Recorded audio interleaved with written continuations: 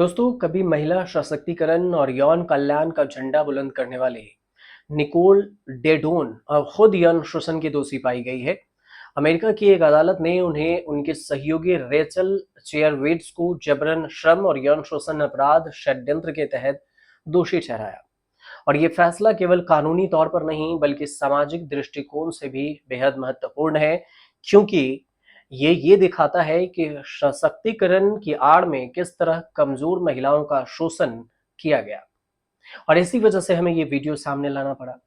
अब सबसे पहले जानना जरूरी है कि निकोल डेडोन आखिर है कौन।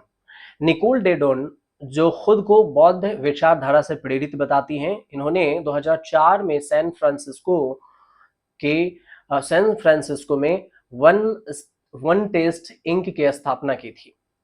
कंपनी का दावा था कि यह महिलाओं की यौन संतुष्टि और आत्म विश्वास को बढ़ावा देने में मदद करती है। और इसके अलावे उनका ओम इंग नामक अभ्यास विश्व भर में चर्चा में विषय का बना है, जिसमें पुरुष और महिला जनांगों को 15 मिनट तक उत्तेजित करते हैं। और कंपनी का दावा था, हकीकत क्या है वो भी समझिए। डेटोन की कंपनी वन टेस्ट ने सैकड़ों महिलाओं को कोचिंग दिया, वर्कशॉप और पाठ्यक्रमों के जरिए जोड़ा। लेकिन 2008 में सामने आया कि ये जो पूरा मामला है, ये कोर्स शोषण का एक जरिया था। रिपोर्ट में यह खुलासा हुआ कि महिलाओं को भारी खर्च में डुबोकर बिना वेतन काम करवाया, अमीर निवेशकों और ग्राहकों के साथ यौन संबंध बनाने के लिए मजबूर किया और उन्हें मानसिक रूप से इस कदर तोड़ा कि वे ब्रेन वॉश महसूस करती थीं। अदालत ने क्या कहा है? तो अभियोजन पक्ष की तरफ से तर्क दिया गया कि डेटोन और चेयरवेट्स ने महिलाओं की असुरक्षा और उनकी भावनात्मक जरूरतों का फायदा उठाकर उन्हें मानसिक और शारीरिक गुलामी में झोंक दिया। हालांकि बचाव पक्ष ने कहा है, दावा किया है कि सब कुछ सहमति से हुआ, महिलाएं जानबूझकर इस कार्यक्रम का हिस्सा बनी, लेकिन जूरी ने इन दलीलों को खारिज कर दिया और दोनों को दोषी ठहरा दिया। अब आगे क्या होगा? तो आगे ये होगा कि दोनों महिलाओं को 20 साल तक जेल हो सकती है। हालांकि उनके वकीलों ने यह फैसला किया है कि वो अपील करेंगे।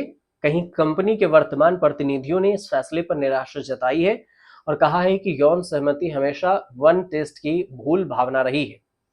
ब्रुकलिन ने अमेरिकी की बात करें तो अमेरिकी अटॉर्नी जोसेफ नोसेला जूनियर ने कहा है कि ये दोनों ठग थे, जिन्होंने यौन स्वतंत्रता और वेलनेस के नाम पर लोगों को गुमराह किया, फ्री में काम करने वाले निजी सेवाओं के लिए मजबूर किया।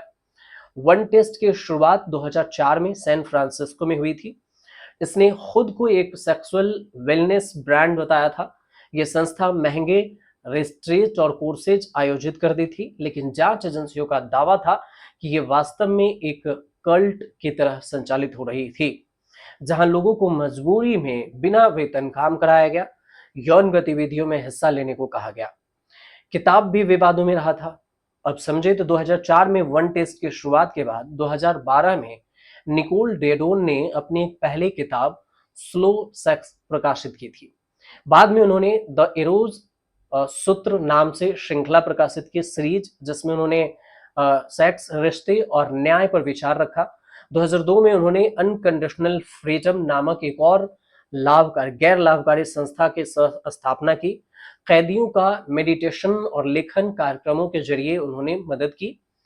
कानूनी संकट और कंपनी की जो गिरावट है, ये 2015 की बात है। वन टेस्ट ने एक पूर्व कर्मचारी के साथ मजदूरी विवाद में 3.25 लाख डॉलर का समझौता किया। 2018 में ब्लूमबर्ग की एक रिपोर्ट कहती है कि कंपनी पर गंभीर आरोप लगे।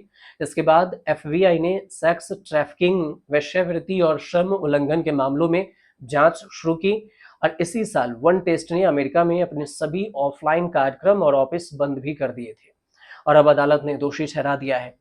तो ये पूरी बात बताने के पीछे ये जरूरी है कि जो समाज में हाई प्रोफाइल भी तबके हैं, वो किस तरह से लो प्रोफाइल और एक मजबूर महिला, बच्चे, उसका जो मिसयूज करते हैं, उसको कैसे यौन शोषण कर देते हैं, कैसे उन्हें अपने में शामिल करके उन पर दबाव बनाते हैं। और कभी कभी तो ये कई केस खुलते भी नहीं। और इसी वजह से ही अमेरिका का ये केस हमें आपके सामने जिक्र करना पड़ा। आपकी अगर कुछ राय हो तो आप हमें कमेंट कर सकते हैं इस पर कि आप अपनी राय व्यक्त करने के लिए और साथ में सब्सक्राइब भी कर सकते हैं।